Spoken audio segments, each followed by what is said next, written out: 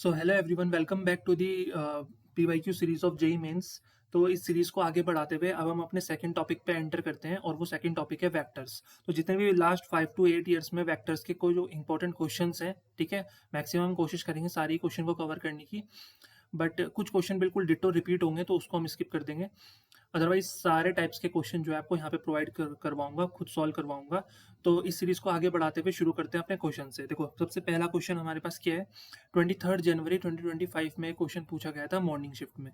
Question क्या कह रहा है कि two particles are located at equal distance from origin. दो पार्टिकल्स हैं जो ओरिजिन से बिल्कुल एकदम इक्वल डिस्टेंस पे जो है वो लोकेटेड है, ठीक है। तो देखो, इसका ना एक एक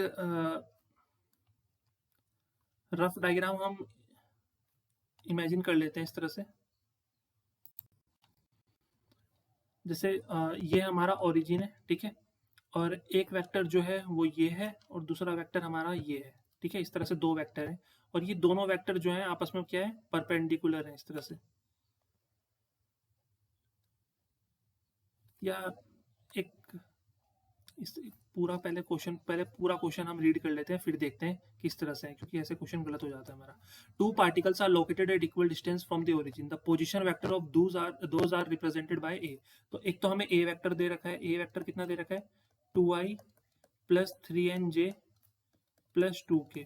और एक हमें दे रखा है बी वेक्टर। बी वेक्टर कितना दे रखा है, 2i minus 2j plus 4pk, ये दे रखा है।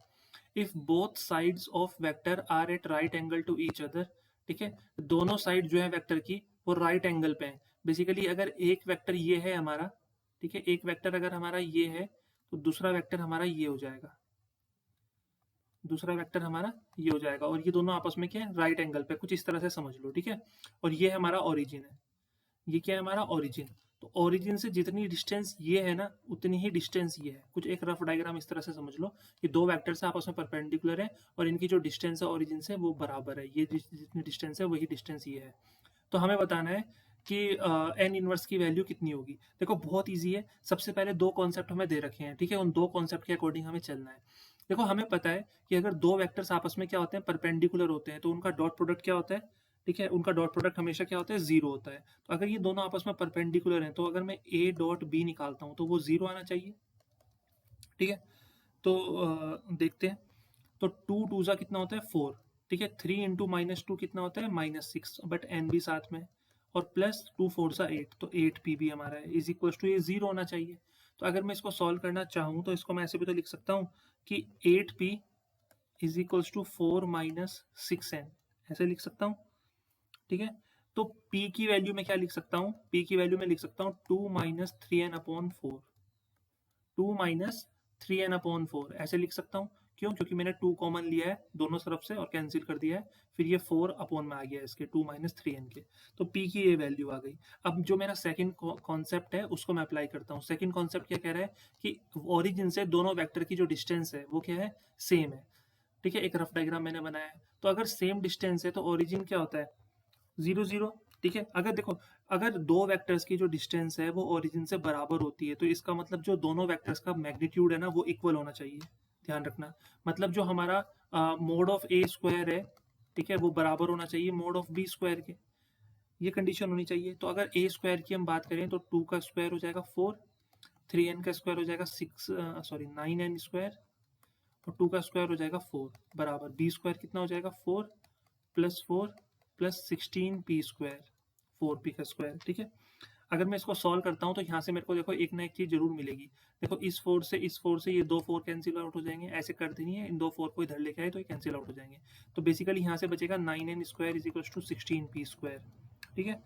तो हम क्या कर सकते हैं, p² की वैल्यू अगर हम निकालना चाहें तो p² की वैल्यू हो जाएगी 9n² / 16। तो p की वैल्यू कितनी आ जाएगी, p हमारा आ जाएगा +/- 3n/4।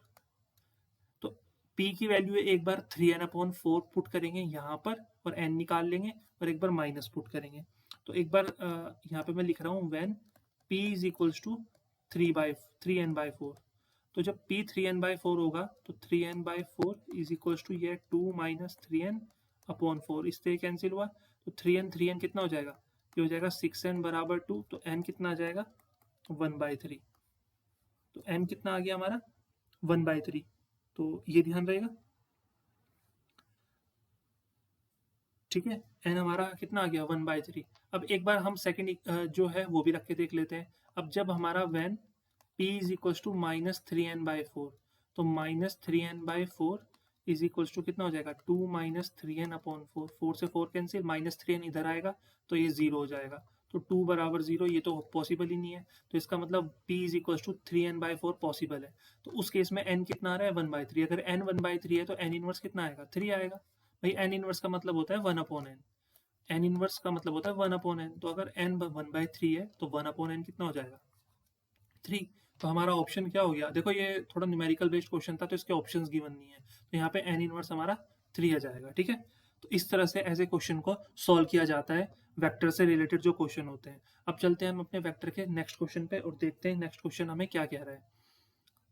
देखो नेक्स्ट क्वेश्चन 9 अप्रैल 2024 का क्वेश्चन है, इवनिंग शिफ्ट का। कह रहा है the resultant of two vector A and B is perpendicular to A. देखो दो वेक्टर का रिजल्टेंट है, ठीक है, दो वेक्टर का रिजल्टेंट है। तो दो वेक्टर का जो रिजल्टेंट होता है वो क्या होता है, आर इज रिजल्टेंट होता है, वो होता है ए वेक्टर प्लस बी वेक्टर। तो ये रिजल्टेंट है और ये परपेंडिकुलर है ए के। ध्यान से समझना क्या कह रहा है क्वेश्चन, ये ए के परपेंडिकुलर है and its magnitude is half that of B, और इसका जो मैग्नीट्यूड है रिजल्टेंट का वो हाफ है बी के। समझ रहे हो। तो एक चीज वो ये कह रहा है कि जो रिजल्टेंट का मोड है वो हाफ है किसके, बी के रिजल्टेंट के। एक कॉन्सेप्ट उन्होंने ये कहा है, तो उन्होंने बोला कि ए और बी के बीच का एंगल कितना होगा, ठीक है। एक वो ये कह रहा है कि this is perpendicular to this, R is perpendicular to A vector plus B vector. और सेकंड चीज वो कह रहे हैं कि मोड ऑफ आर वेक्टर जो होगा वो हाफ होगा मोड ऑफ बी वेक्टर के, और आर वेक्टर क्या है रिजल्टेंट, ठीक है। तो देखो अगर आर ए प्लस बी के परपेंडिकुलर है ना, तो इसका मतलब ये है,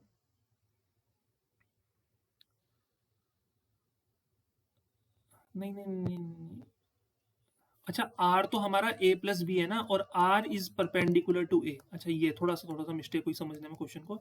आर वेक्टर जो है हमारा वो है ए वेक्टर प्लस बी वेक्टर, और आर वेक्टर जो है मतलब ए प्लस बी वेक्टर जो है वो परपेंडिकुलर है किसके, वो ए के परपेंडिकुलर है। समझ में आया क्वेश्चन, ठीक है। या तो ए प्लस बी बोल लो इसको या आर बोल लो। तो वो कह रहे हैं कि जो हमारा ए प्लस बी वेक्टर है वो परपेंडिकुलर है ए वेक्टर के। तो अगर ये परपेंडिकुलर होगा तो इनका डॉट प्रोडक्ट कितना आएगा, 0 आएगा। अब इनका डॉट प्रोडक्ट अगर 0 आएगा तो हम निकालते हैं, तो ये हो जाएगा A vector dot A vector plus B vector dot A vector is equals to 0, ठीक है। तो A vector dot A vector हो जाएगा मोड ऑफ ए का square plus A vector dot ये कितना हो जाएगा B vector dot A vector को, या A vector dot B vector, A vector ये आता है mod of A mod of B cos theta बराबर 0।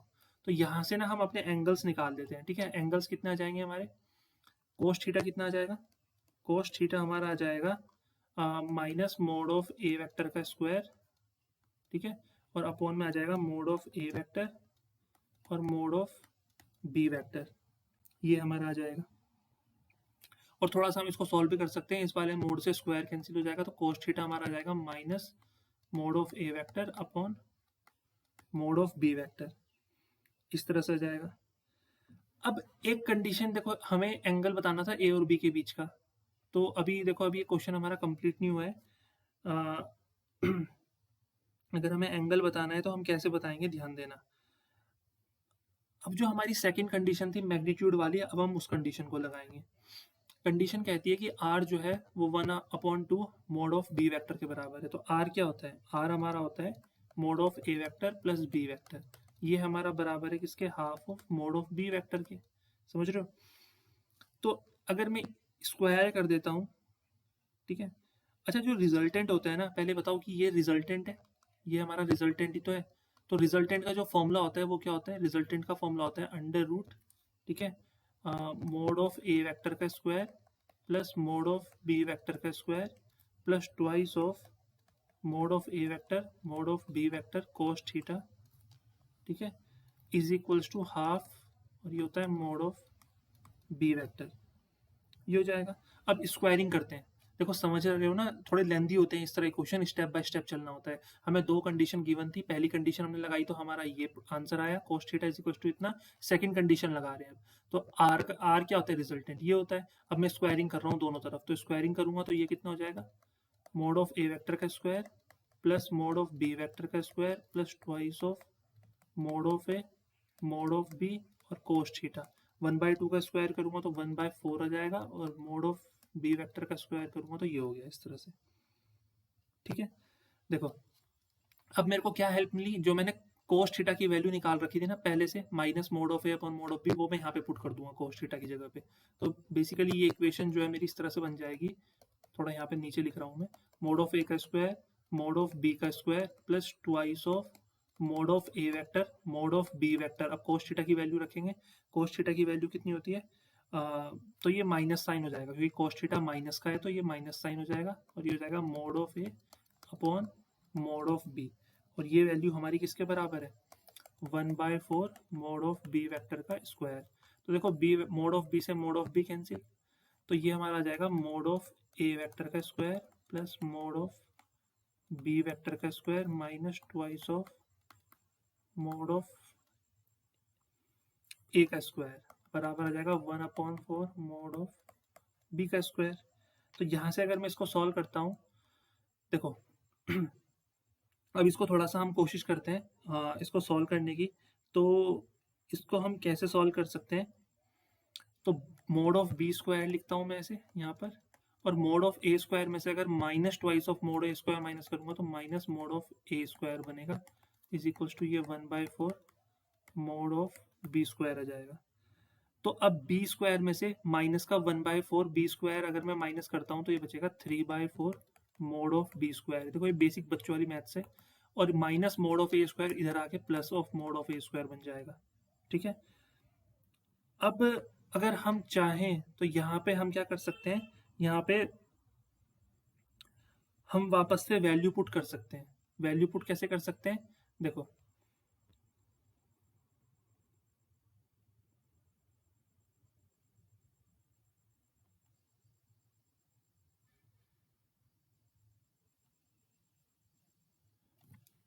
वैल्यू पुट कैसे कर सकते हैं, जैसे यहाँ पर मेरे को अगर मोड ऑफ ए की वैल्यू निकालनी है, ध्यान देना, मोड ऑफ ए की वैल्यू अगर मेरे को निकालनी है तो वो क्या आ जाएगी, अंडर रूट, इसका पूरा अंडर रूट हो जाएगा, तो ये आ जाएगा √3/2 और मोड ऑफ बी।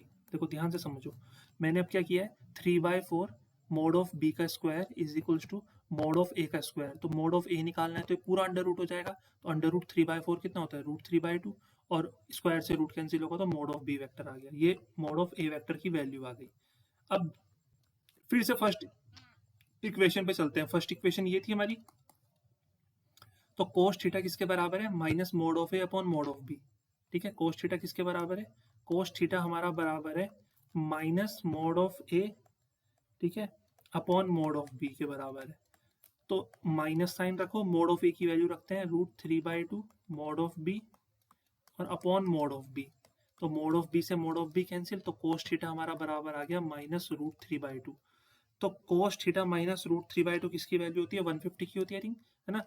तो cos theta is equals to cos के टर्म में, बेसिक ट्रिग्नोमेट्री है, पढ़ी होगी अगर जेई की प्रिपरेशन कर रहे हो, तो ये कॉस 150 के बराबर होता है। तो कॉस से कॉस कैंसिल, तो एंगल बिटवीन ए और बी आ गया 150 डिग्री। तो ये हमारा आंसर आ गया 150 डिग्री। तो इस तरह से हमें क्वेश्चन करने हैं, जो भी हमारे रिलेटेड क्वेश्चन है वेक्टर से। थोड़े से लेंदी क्वेश्चन है वेक्टर के, इसलिए मैं ज़्यादा क्वेश्चन नहीं लेके चल रहा हूँ, मैं कुछ क्वेश्चन ही लेके चल रहा हूँ। ठीक है, जैसे हमारा ये 2 क्वेश्चन हमारे हो गए। ठीक है, तो आई होप इतना समझ में आ गया होगा। ठीक है, कि किस तरह से ऐसे क्वेश्चन को जो है हम सॉल्व करेंगे। तो इजी क्वेश्चन है सारे।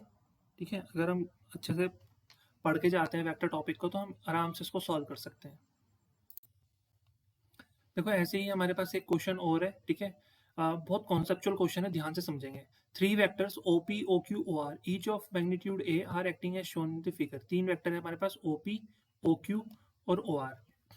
द रिजल्टेंट ऑफ 3 वेक्टर, तीनों वेक्टर का जो रिजल्टेंट है वो कितना है, A√x है। तो बताना है x की वैल्यू कितनी होगी। तो इसको सॉल्व करते हैं। देखो सबसे पहले तो हमें ये ध्यान रखना है डेट जो ये OP है, तीनों जो वेक्टर है, इसका मैग्नीट्यूड भी A है, इसका मैग्नीट्यूड भी A है और इसका मैग्नीट्यूड भी A है। ये 45 है, 90 है। तो पहले OP और OQ वेक्टर का रिजल्टेंट निकालते हैं, ठीक है। सबसे पहले हम निकालेंगे resultant of OP and OQ। तो OP और OQ आपस में 90 डिग्री पे हैं, तो जब भी दो वेक्टर्स आपस में 90 डिग्री पे होते हैं तो उनका जो रिजल्टेंट निकलता है वो निकलता है अंडर रूट ए स्क्वायर प्लस बी स्क्वायर। मतलब पहले वेक्टर का मैग्नीट्यूड ए है, दूसरे वेक्टर का भी ए ही है, तो ए स्क्वायर, तो यह आ जाएगा √2a, ठीक है। तो इनका जो रिजल्टेंट होगा वो बेसिकली कुछ यहाँ पे इस तरह से लाई करेगा।